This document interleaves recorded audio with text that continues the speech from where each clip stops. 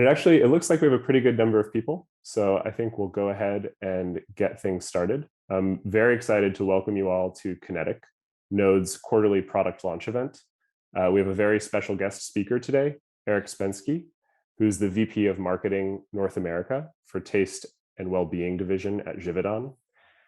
He'll be joined by our CEO, Ali, and our Chief Product Officer, Jeff, to talk about all things digital selling and e-commerce in our industry. So very excited to kick this event off.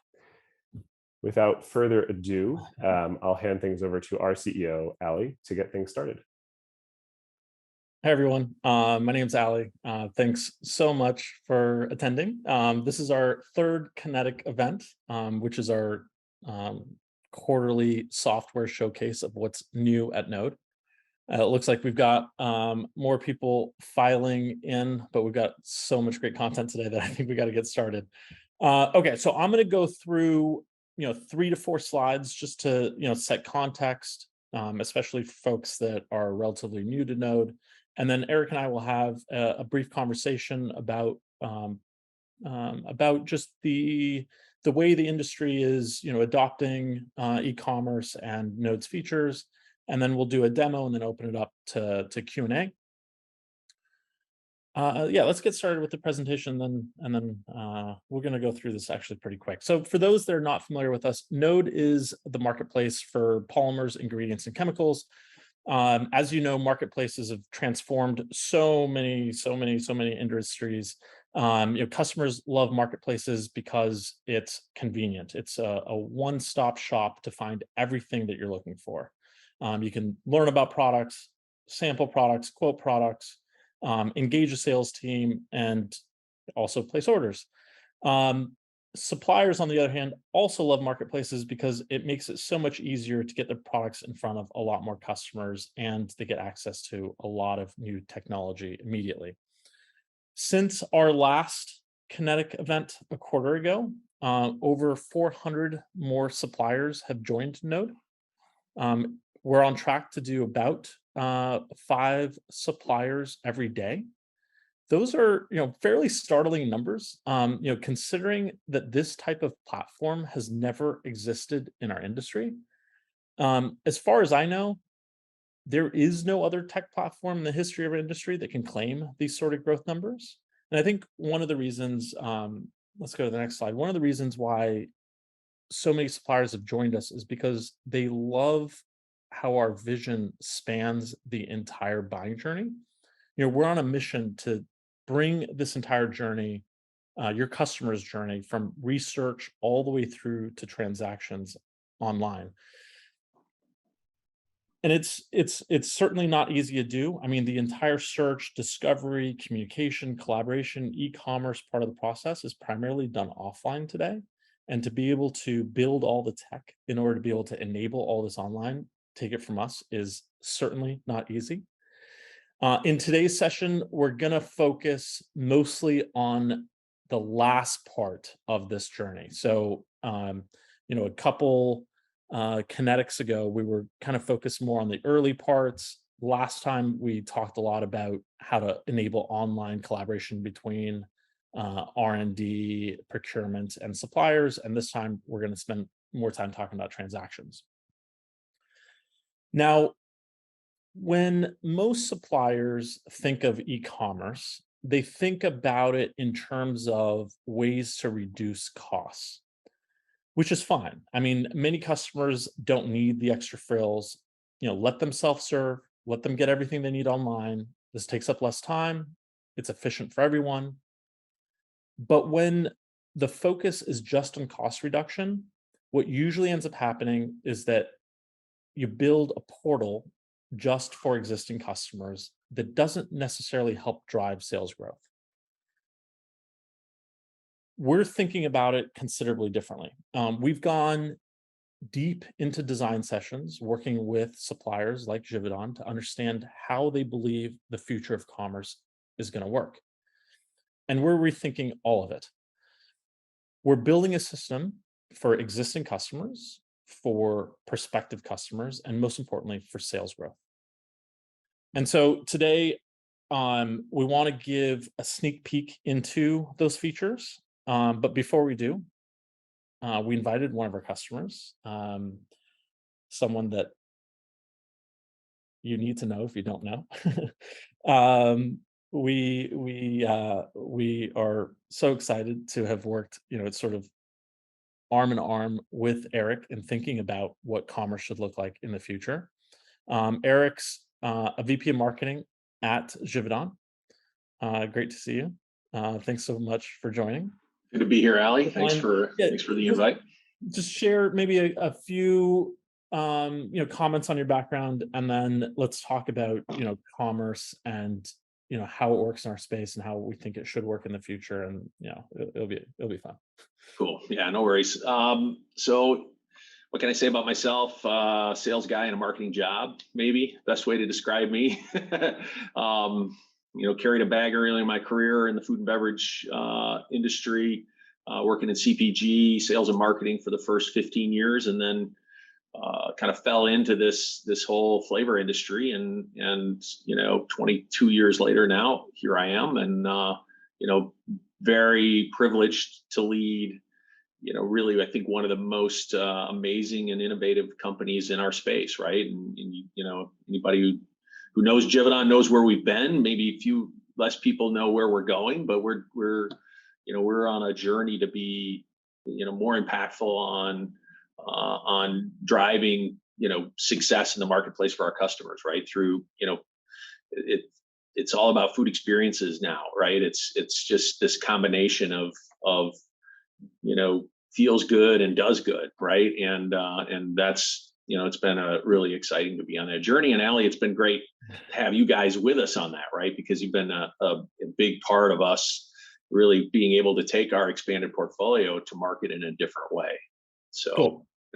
Yeah, thanks for inviting me. I'm happy to be here to have this little chat with you. Awesome. Well, I do want to talk about where you guys are going. I don't know how much you can possibly share. Just share what you're comfortable sharing. Yeah. Look, from our perspective, Givaudan is really progressive across the whole journey in terms of how you want to help customers engage with your products, learn about your products from discovery all the way through to the transaction. We've had this conversation before, but I think it's important to share it with others. I mean, why do you think this capability is important to your company? Listen, I think it's for us, it's about staying relevant, and then managing the change that we're on and that the industry is on. Change has always been there. It's part of what we have to manage all the time. But I will say, I don't know if it's the pandemic or the endemic that we're in now that's sort of accelerated that. But we know customers they need more speed, right? They need more efficiency. They want to find simple, fast ways to engage with products and services they need, and then ultimately transact on them, right? And for me, this is causing them to spend way more time online, maybe than I would like. We have a direct side of our business as well, right? We want to engage, person to person, but we recognize the fact that dynamic is going to change and is going to shift, and we need to be there when that happens. Our objective is to be where our customers are, or maybe even more importantly, be where they're going, right? So we see major shifts going on in the industry towards nutrition, right? That it's become less about just sort of food and beverage and more about human nutrition, right? And so having, a responsive approach to our business model is what I think e-commerce really enables, right? They're in the moment. If they need something, it's a really super easy way for them to get what they need. And if they need to connect with us, we need to be there with them as well. And so for us, I think e-commerce enables that much more effectively and efficiently than sort of a direct force does, right? Especially when you think of, it's not just, it's becoming much more than just generational, right? For a long time, we talked about the evolving generations, right? And the digital natives kind of coming in and the way they interact. It's transcending that now. And I think this is where we've got to be. Yep. So let me kind of focus on one thing that you said, Yeah. which is that you really do want to talk to people. and understand their needs and all those sort of things. But you recognize that they may not want to reciprocate, and they may want to just go on their own journey online. So, when you think of e-commerce and your web presence, how does that fit into all the other channels that you use to go to market? Perfectly. It fits perfectly, right? I mean, at the end of the day, it just becomes an option. Customers want options, whether they're big or they're small.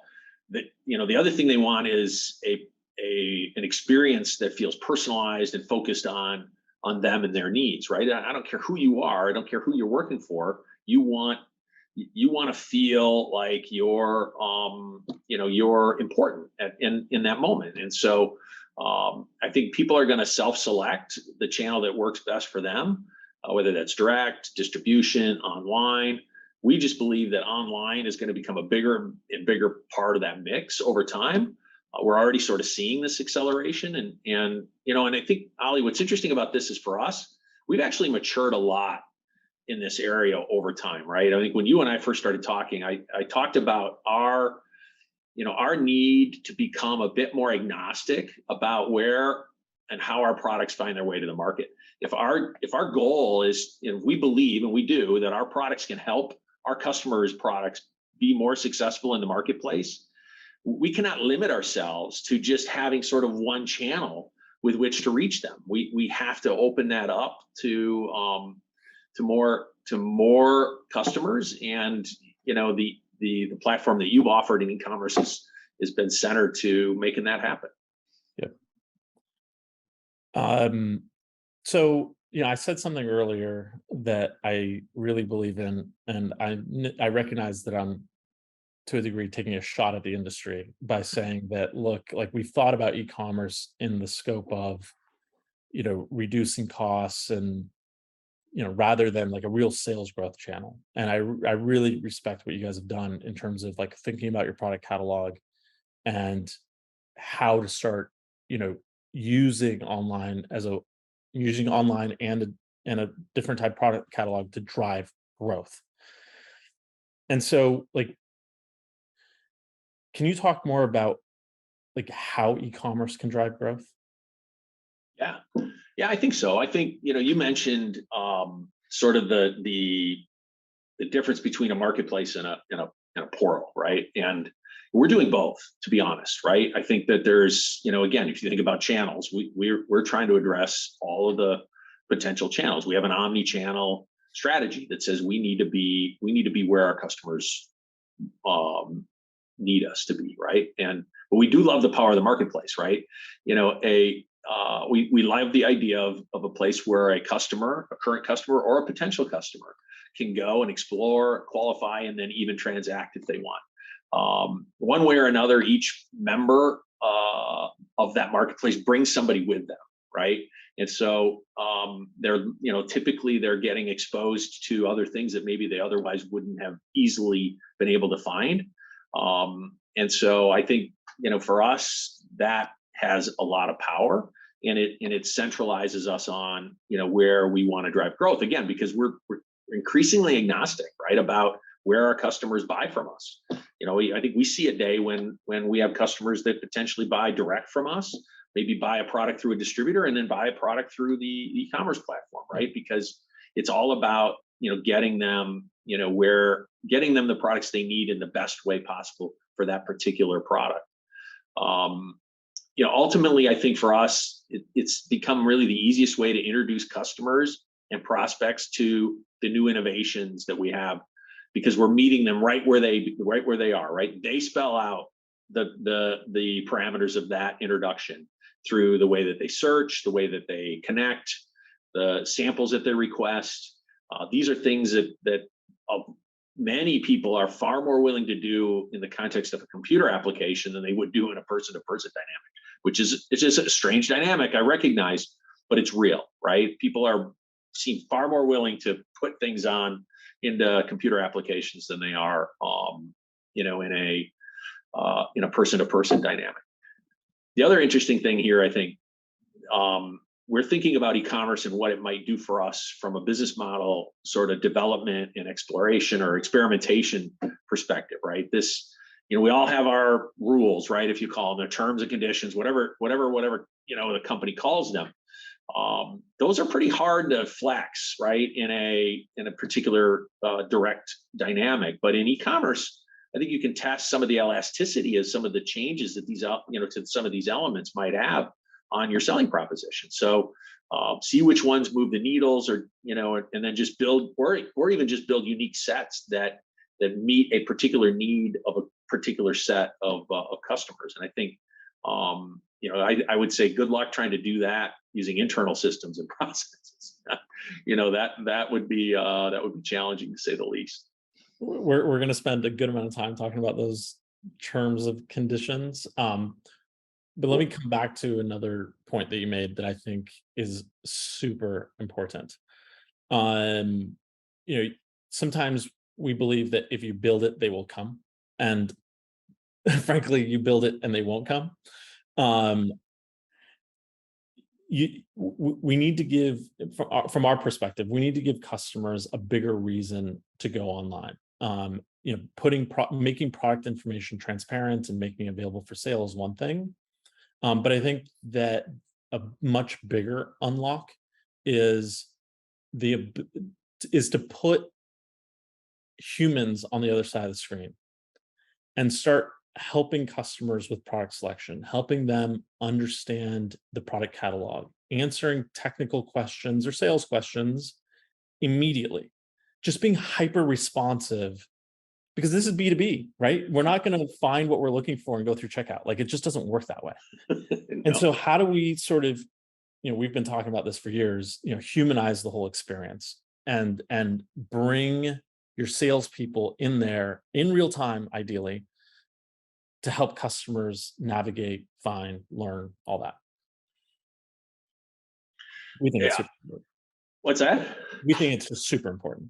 Yeah, I do too. I think that, I look at e-commerce, it's not a set it and forget it kind of platform, right? I mean, I think that's one of the things that people need to realize about this, you could do that theoretically, but don't expect much to come from it. And I think, at the end of the day, it's just like anything else. You're going to get out of it what you put into it. And so we definitely, as we've assigned, individuals to really focus on this, and we continue to see how we engage with customers when they're on the site, right? And I think it's the future, right? And again, you think about maybe where we were when you started this, Ali. I think about some of our early conversations. I can tell you too, this, I tell everybody else, I saved a voicemail from this guy from sometime in 2017, 2018, right? When he called and made the first pitch to me and to Givaudan, and that's priceless, right? But I think, you were a little bit ahead of your time. We talked about this maybe at the time, but the industry's catching up. The customer is, and the process is catching up, and to your credit, you're sort of staying ahead, right? You continue to introduce new ideas, new thoughts, and new features, right, to what the Knowde environment brings to us as suppliers, as well as to our customers. And so, I think the time is now, right, to really take advantage and drive growth through this. I only have maybe one or two more questions based on what you said. There's one that I think is really important, which comes up in almost every supplier conversation that I have, which is this how do I say this? We don't fully see the world the same way in terms of whether their customers want this experience or not. There are a lot of suppliers who will say, look, my customers aren't asking for this, so I don't need to build it. And there are others, I think, like you, that are like, well, whether they are or aren't, it doesn't matter. The world is moving in this direction, and we have to go solve unsolved needs. I'm sure you've dealt with this internally. First, I guess, do you think customers are ready? do they want this? Yeah, for sure. I think that, and I think they have all had the consumer experience, right? They all know what it's like to buy online. Let's just say that, right? And there's no question. I mean, one of the things I learned when I first came into this industry, I spent the first 6 months of my life in B2B trying to figure out what B2B was. And I didn't really start to have success until I figured out B2B was just B2C with a slightly different sort of twist on it, you might say, right? It was all about consumer behavior and trying to find what was relevant and important to the target. And I think that's here as well. And what you're bringing to buyers, whatever form they come in, whether, for us, whether they're in the form of a marketer, a procurement manager, a product developer, whatever, if they can find value in the information that's there, and they can convert what they learn into actionable insights or even purchases in a fast and efficient and valuable way, there's no stopping it at this point, right? And so I think that's what they're finding, right, is that it's a centralized space that allows them to really expedite their ability to learn about the things that they want to know about. Yep, totally agree.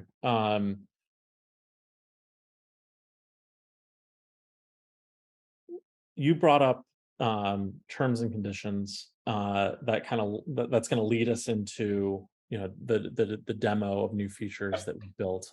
From our perspective, it's critically important and one of the unlocks for how commerce needs to get done in this industry. In our consumer lives, we look at the price, we look at the picture, we read reviews, and we check out. I mean, it's so simple. Yeah. But in this world, price is not transparent. There are no pictures. There are no reviews. Package sizes matter. Lead times matter. MOQs matter. Incoterms matter. All these other things matter. Applications of the customer matters. And so, we have to be able to build the software that enables a much more complex type of sale. And I love what you said earlier in terms of being able to test elasticity. I believe that's like a huge, huge unlock for what commerce needs to do. When you think of like the features necessary that need to get implemented to unlock commerce, like what do you think is at the top of the hill? Well, I think there's one good way to put it here. And I just want to find the B2B version of free shipping. Okay. Because if you think of B2C right now, it's like everywhere you go, it's all about free shipping, right? And that was enabled by a massive distribution system of distributors and carriers, right? At the end of the day, and so for me, I don't know that I can maybe zero in on exactly what which of these terms that I want to see that are manipulable, but I do feel like there's something that we've got to do differently to, like you said, to unlock. We've got to find ways to build trust inside that purchase dynamic, right? To get more of this exploration and discovery that's taking place converted into actual purchases.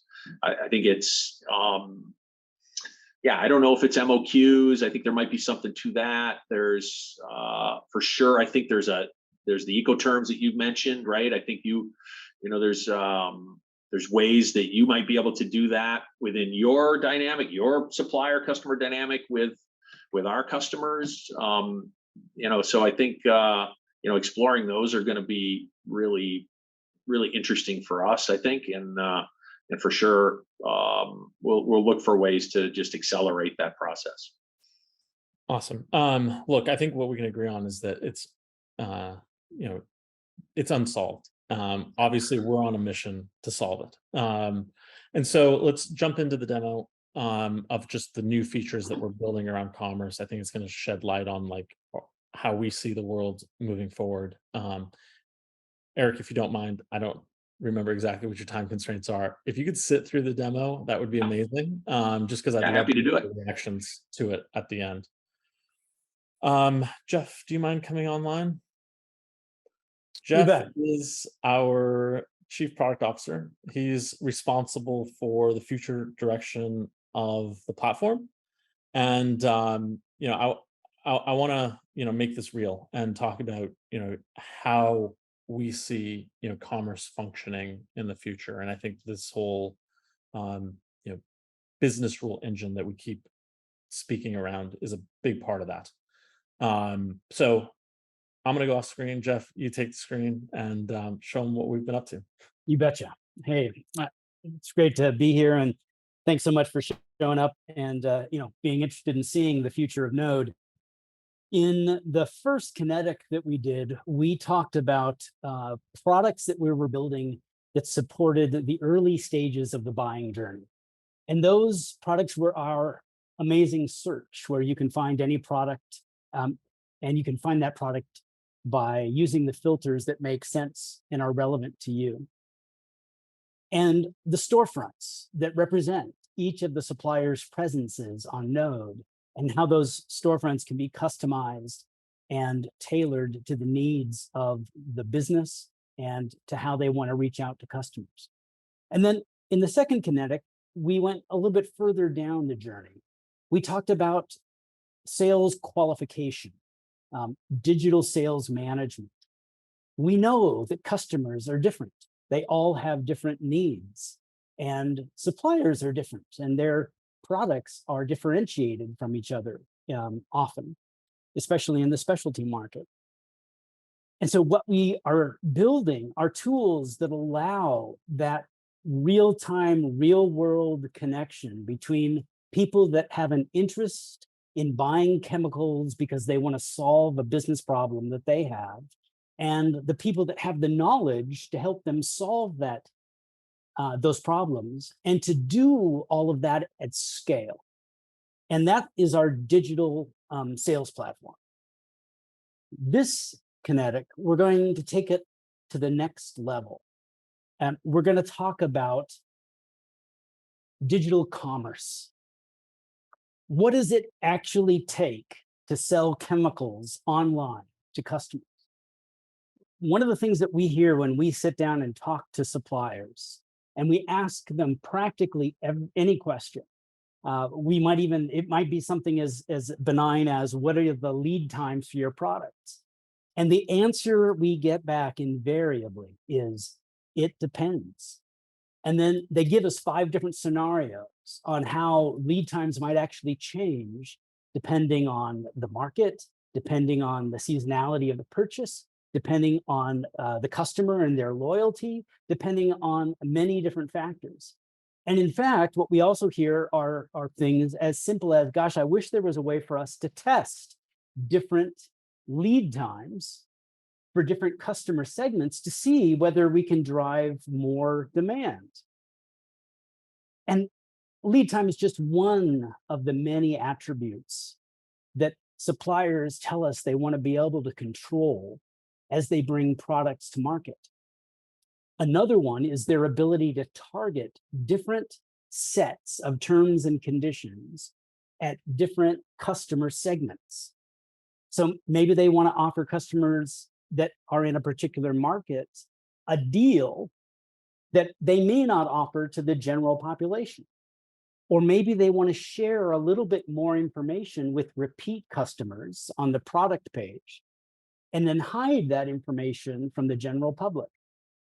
There are many permutations. It's really an almost infinite number of permutations that we hear about. And so the way that we're taking, the approach that we're taking with digital commerce is not to resist that, but to fully embrace that complexity and then try to make it as simple as possible.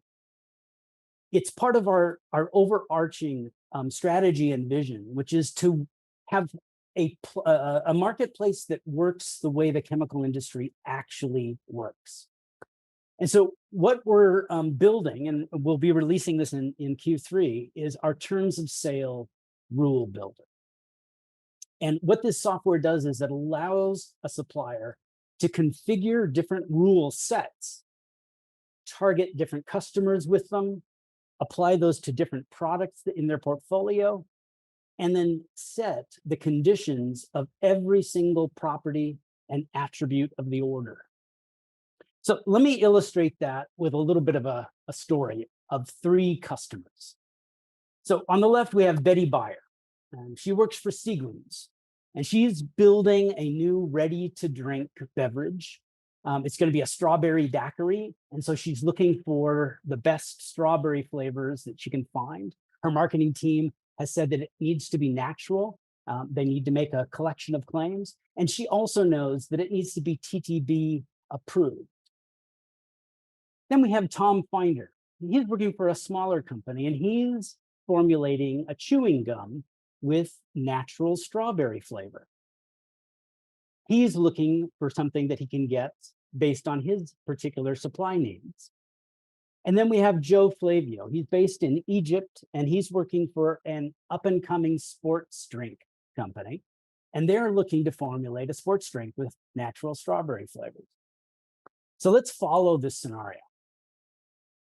Let's focus on Betty at Seagram's. So Betty comes to Knowde. She loves the fact that she can just jump straight to our market's mega menu. She can then zip right down into food and nutrition, click on beverage, and see with a couple of clicks all of the beverage related products that Knowde has. From this list, she decides to choose liquor and spirits because that's what she's formulating. So now she's filtered down and telescoped into that data, where she's just looking at the products that are in liquor and spirits. But before she continues her exploration, she knows that they have to be TTB approved.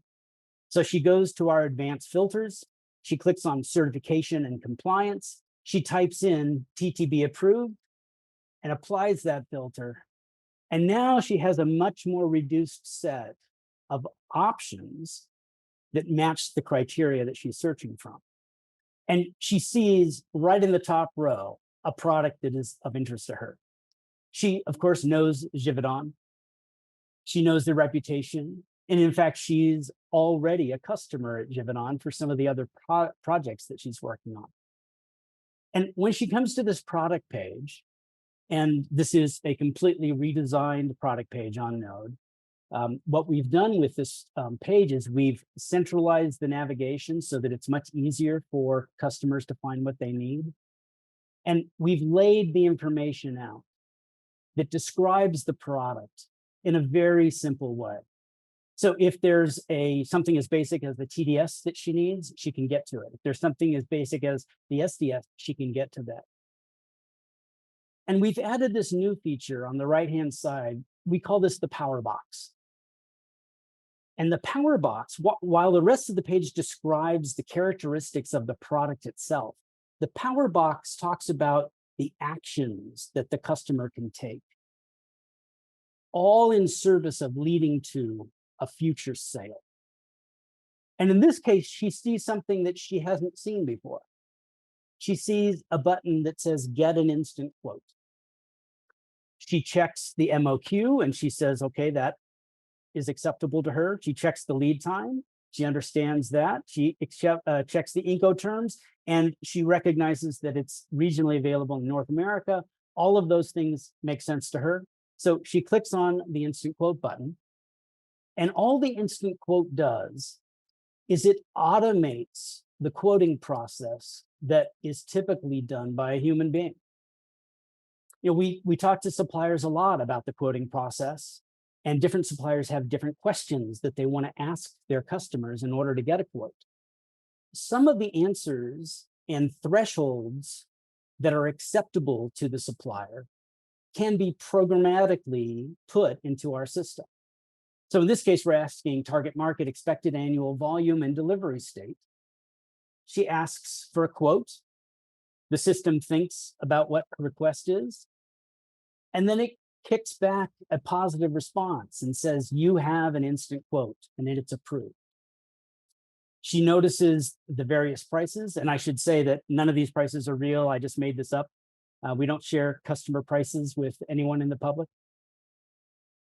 She chooses to buy the 5-gallon jerry can at $322 a gallon. She accepts that quote, And now her power box changes. She sees that she has a packaged quote waiting for her. She sees that she can change the quantity.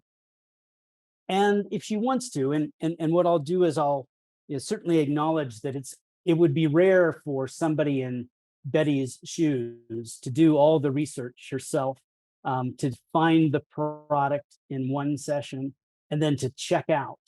So this is just illustrative of the feature sets that you're seeing. It's not necessarily a real world scenario. So she can add that to carts.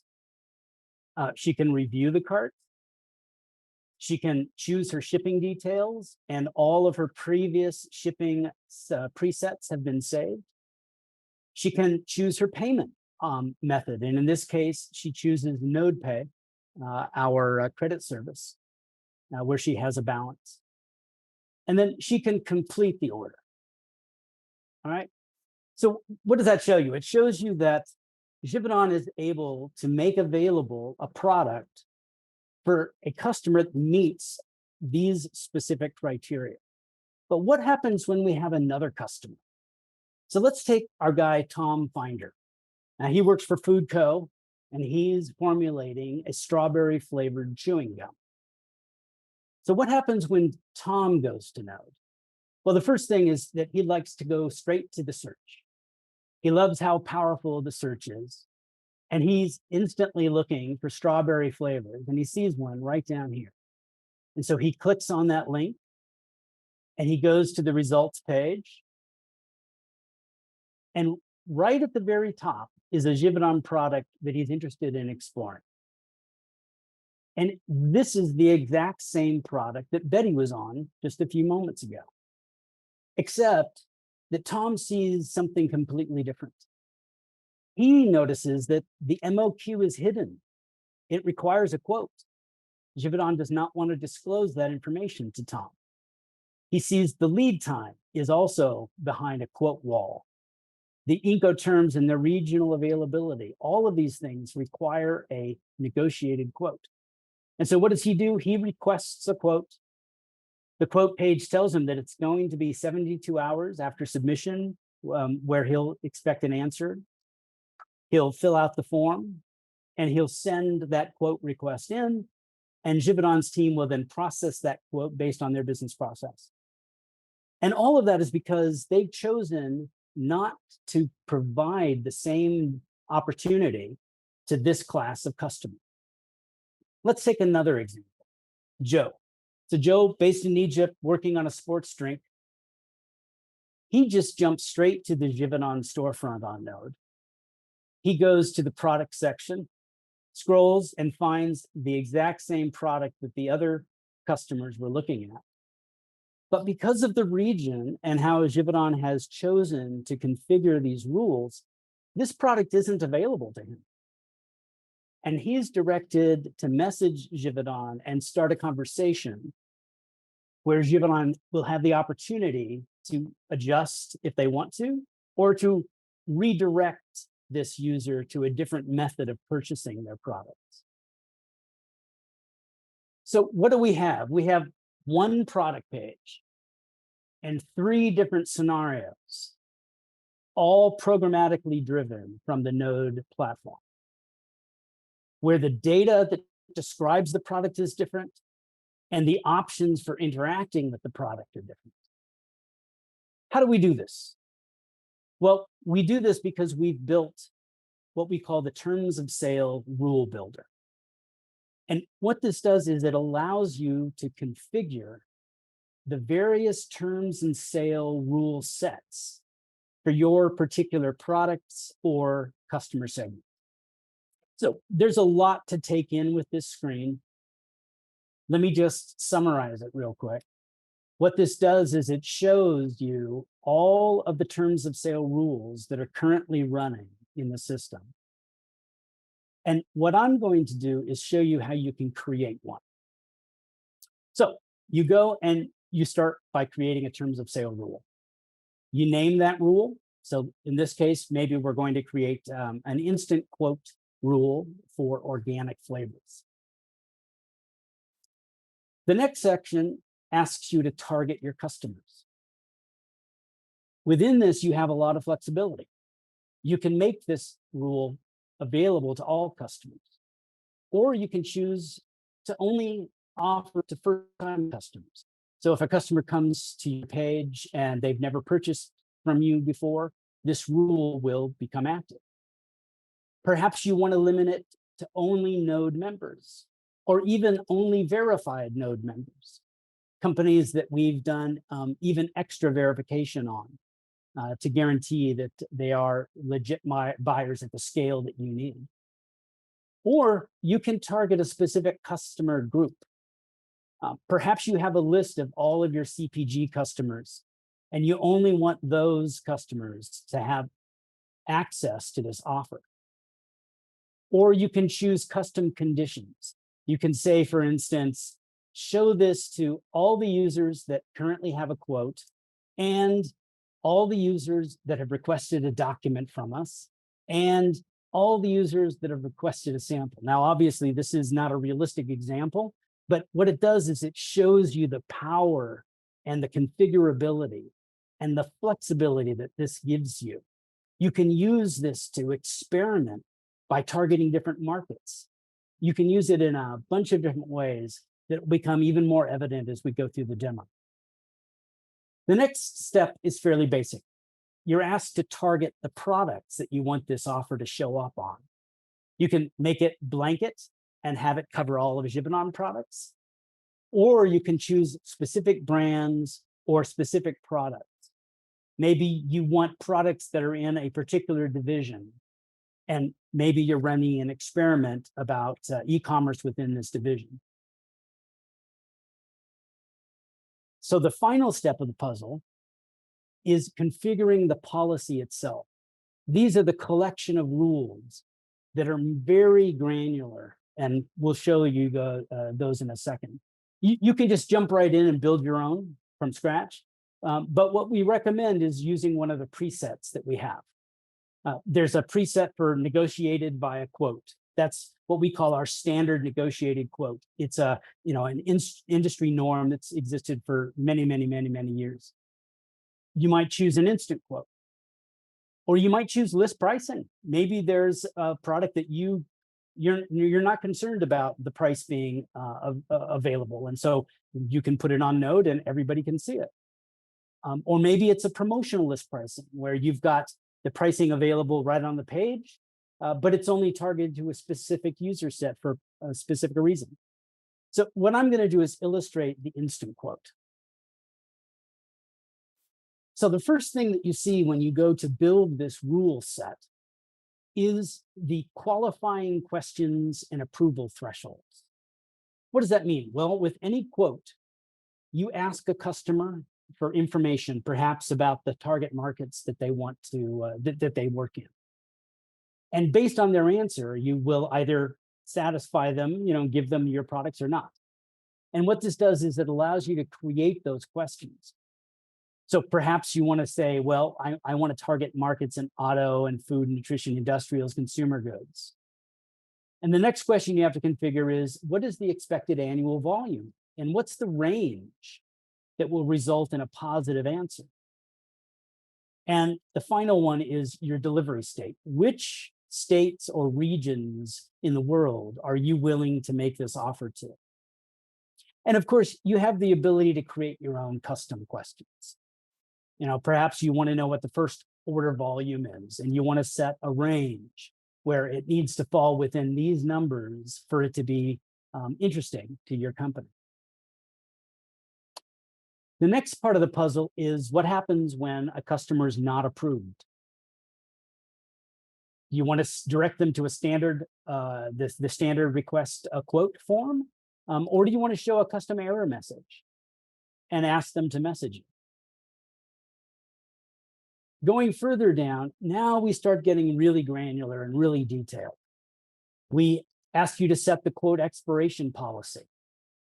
Maybe you want this quote after it's been given to the buyer, you want it to expire after 60 days. Or maybe you want it to expire in a custom number of days, 35 days, depending on your business process. We ask you what your pricing model is. Where do you store your pricing? Is your pricing managed at the SKU level? Or perhaps you want to do a blanket price decrease by $1 a kilo for this particular offer, just to test the market. You set your minimum order quantity. Now, maybe your minimum order quantity is based on the cash value of the order, or maybe it's based on an actual number. You tell the system what's your maximum order quantity. You can target specific ship from locations. Maybe you've got a lane that you've purchased from one region to another, and you want to exclude all the other ship from locations in this rule set. You can choose your lead time. Typically by default, we store lead time at the SKU level. Every SKU has a lead time associated with it, but maybe you want to override that and say, for this rule, I just want everything to show generally available. And then in the Power Box, you can turn on and off those attributes of the order that you want. You can say, I want to show the maximum order quantity to customers, or I don't. The next section is all around your ability to and your willingness to provide product support and payment terms. And here, perhaps you decide that you want to have specific custom options for NodeShip. So this rule only allows customers to use NodeShip to purchase and have those products delivered. You can choose whether you want to offer pre-sale support. Perhaps you want to say, well, for this offer, I want on-site technical support. I'll offer that, and everything else is remote. But for post-sale support, perhaps what I want to do is I want to offer remote for formulating, regulatory, and manufacturing. You have all of that flexibility.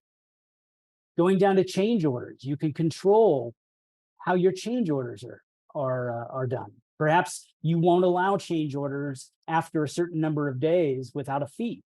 You can set that in the rule. And then you're able to choose your freight payment terms, your payment net terms, and then whether or not and how you handle returns. So a tremendous amount of flexibility here. The final stage of the process is you review this rule, make sure that there isn't anything you want to change, and then you publish it. And that rule then becomes live.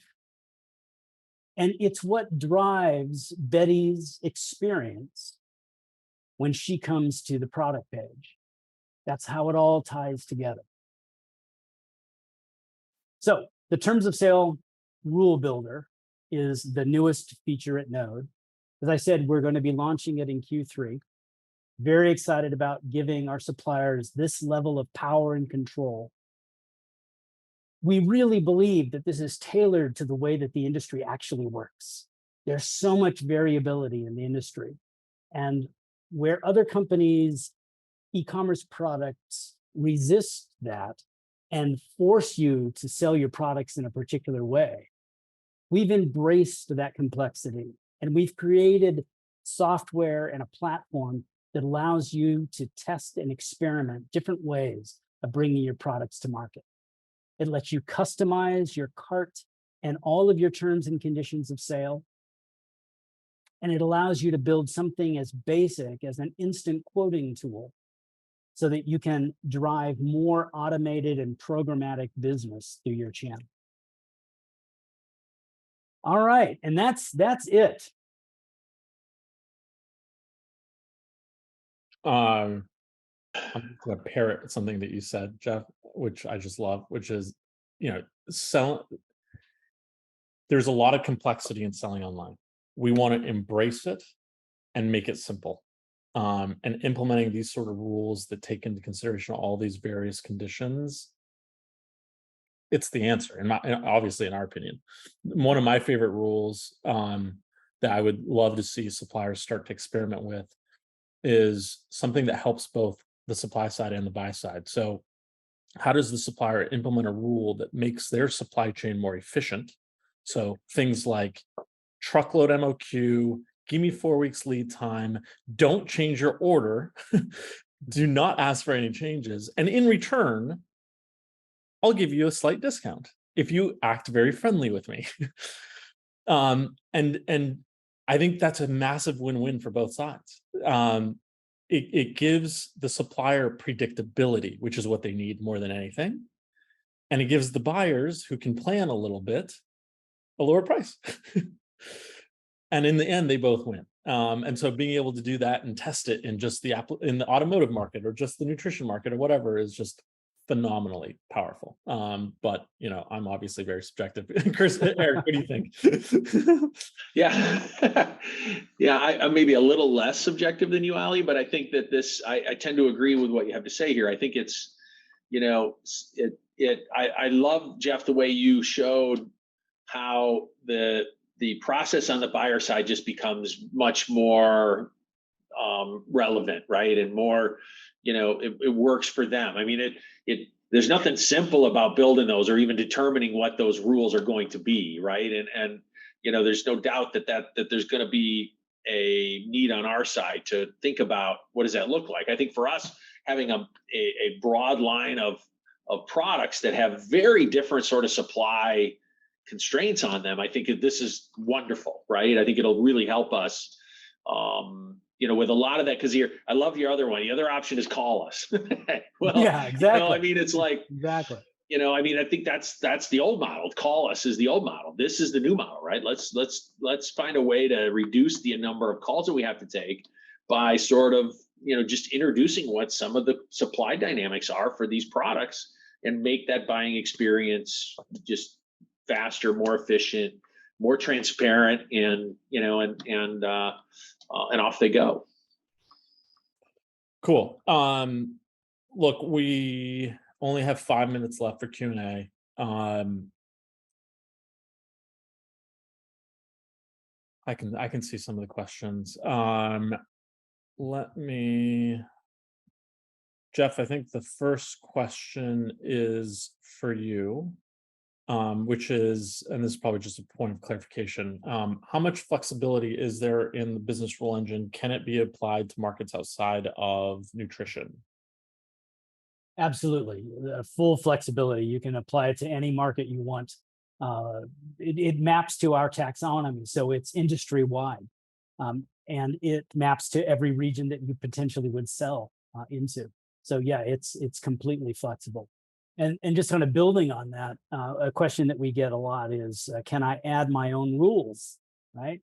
So I showed, I don't know how many different rules, lead time and MOQ and max OQ, et cetera. And the answer is yes. We actually want to hear those stories from suppliers, but we've built the architecture for this product so modularly that adding those additional rules is easy for us. The next question is, we're debating whether to build commerce ourselves or join a marketplace. Which do you recommend? I can take that one. Look, building the software is incredibly challenging. Don't underestimate how hard it is. You can't just buy off-the-shelf software, implement it within a couple of weeks, and call it a day. It's a long, winding journey. It can be painful and expensive. Joining a marketplace, obviously a lot simpler because a lot of the tech has already been built and it's been built for this space. Now, having said that, if you've got the pain tolerance, you should do both. To the point that Eric brought up earlier, customers want options, and it shouldn't matter where they buy from. I mean, in this industry, the suppliers have had a lot of power where they've said, top down, here are the channel rules, enjoy. Whereas now we're saying, maybe you flip the script and you give customers all sorts of options and let them choose what they prefer. I mean, Eric, you've got I'm sure you've given this a ton of thought. I'd love to hear your thoughts on that. Yeah, I think to me, it's, I would sort of say, like, raise your hand if you have more than 50% market share of the category you compete, right? Because if you don't, then you need to be in a marketplace, right? Because you're just do the math. Objectively speaking, you're going to be part of a ecosystem that brings buyers to the table. Okay. And you want to be there for that. And so I just, there's other probably, well, at the end of the day, then you still have to win with your products, right? You still have to differentiate. You still have to have great service. You still have to have great products, but you just got to compete, right? And this is a great place to compete. Jeff, here's another one for you. With the terms of Sale Builder, will you have a suggestion box that suppliers can suggest rules that might not be provided? That's a great idea, and absolutely, we have such intimate relationships with our suppliers that we get a lot of that feedback. But I think it's actually a great product idea to build that right into the product itself, so that as people are formulating these business rules, and if they find a gap, they can actually make a request to fill that gap. So thanks for that idea. Eric, this one's definitely for you, and it's kind of this is a good one. What happens to the tasting part of the process, a crucial part in selecting one flavor versus another? Yeah, listen, when Jeff was laying that out, I'm like, I'm like, oh God, where's he going with this, right? I think you would have to assume that nothing happens to the tasting part. It's got to still be there. We still have to get the customer a sample. We still have to, we still have to find a way for them to taste that product. Typically in this business, it's a great question. It's legit. I think Jeff's example was, just for illustrative purposes, as he said. Although I didn't mind your price point, Jeff. But I think. I think it's still going to be incumbent upon us as the supplier to have that engagement with the customer and have a way for them to get that product in their hands maybe before they buy. Let me just rapid fire a couple more questions, Jeff. This one's going to come to you.